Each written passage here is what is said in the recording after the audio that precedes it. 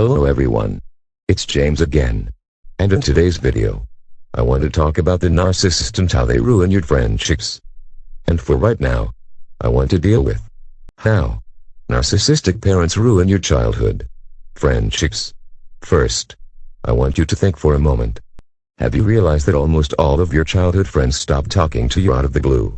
And for a while you chalked it up to, well, they must be busy. We are adults now, so they are probably just moving on. And this can indeed be the case. However, if you were really good friends with this person, to the point you were as close as brothers or sisters, then one day they just stopped talking to you for no reason. Yes, it could be they might be busy, or something serious has come up in their life. But there's also a good chance your narcissistic parent has gotten to this person, and now this friendship is compromised. The narcissist, let alone the narcissist parent, just can't help themselves. They have to ruin every friendships their children have. And as I've stated before, it's a form of isolation. It's a way to keep you to themselves, so you will always be around to feed on. And by you having friends, you might learn from watching your friends and their family how real people are supposed to live. And this might give you the idea to escape the narcissist. And in this case, the narcissist parent loves to ruin your friendships, because quite simply, they like to see you in pain, alone, and hurting. You see, having lost all of your good friendships can affect you deeply. You see, when you're a kid, and even a teenager, living in your parents' home, you really have no control over what's going on. And it's hard to keep from your parents who your friends are. Eventually they will find out. So these are the people they have the easiest time to target.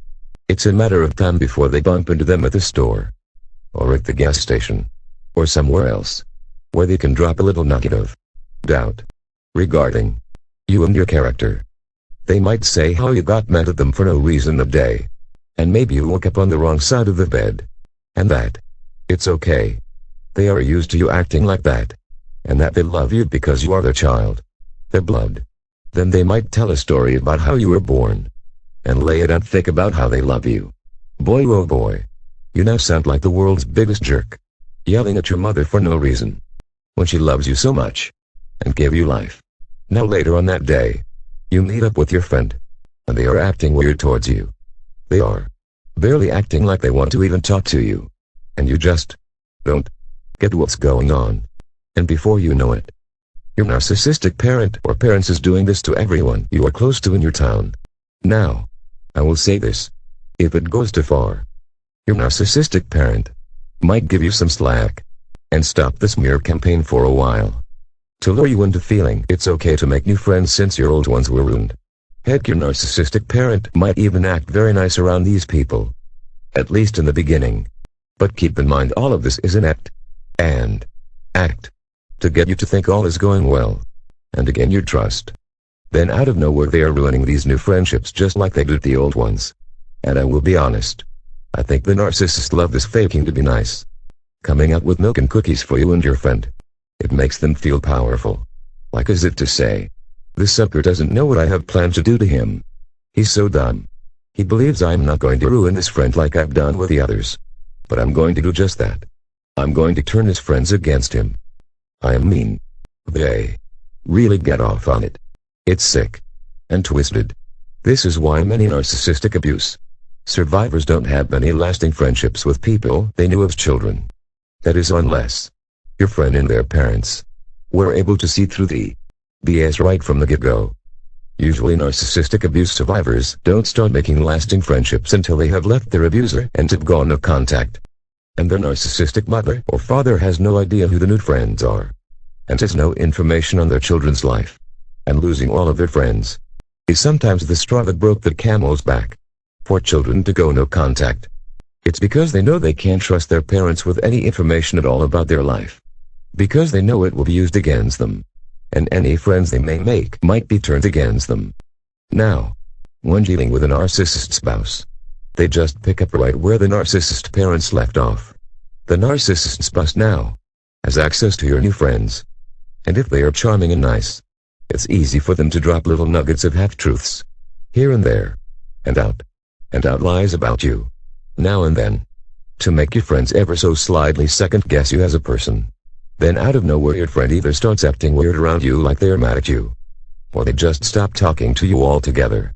And you wonder, what the heck is going on here? Well, your narcissistic spouse is what's going on. It's their job to isolate you and ruin your life. And destroying friendships is part of the routine. The best way to combat this is to keep healthy boundaries when you first meet any new dating partner. Accept the fact there is a honeymoon phase where people are on their best behaviors.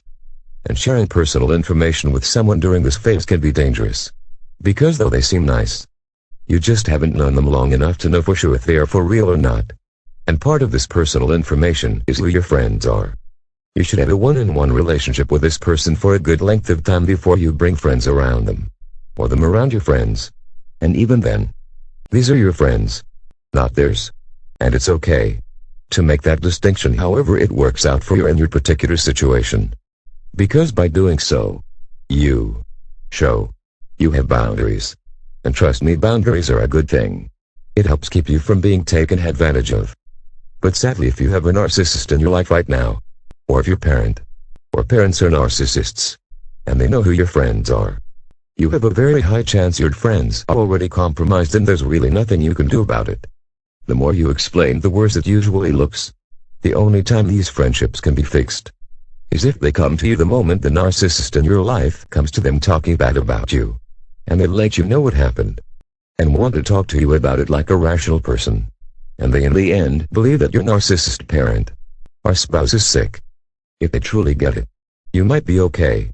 However, there are many instances they just don't want to get involved, because they have, on one hand, a mother bashing her kid, and on the other hand, what seems to be his friend bashing his mother. So they just remove themselves from the situation and want nothing to do with either of you. This stuff is very real and very sad, and the only way to protect yourself is no contact and solid boundaries when you meet someone new. Because if your friendships are important to you, you would guard them like a gem, and not let a stranger handle that gem. But this only comes with knowledge, wisdom, and experience. Like I always say, knowledge is power. The more we know, the more we can lead happy and healthy lives. Until next time, bye for now, and be good to yourself. Oh, and P.S. one thing I left out is your narcissistic parents or spouse might love bomb, in a way, to your friends, as they drop little hints here and there that you are a good-for-nothing person. They might bake them a cake, do a favor for them, lend them money, and the list goes on and on. So they will think, what a wonderful person this is, and what a jerk you are. I thought I would bring this up, as it's important information to know, so you can put the pieces together of what might have happened to you. As always, please leave your comments below. I would like to hear your experiences, as the more we share, the more we learn. Take care, and be good to yourself.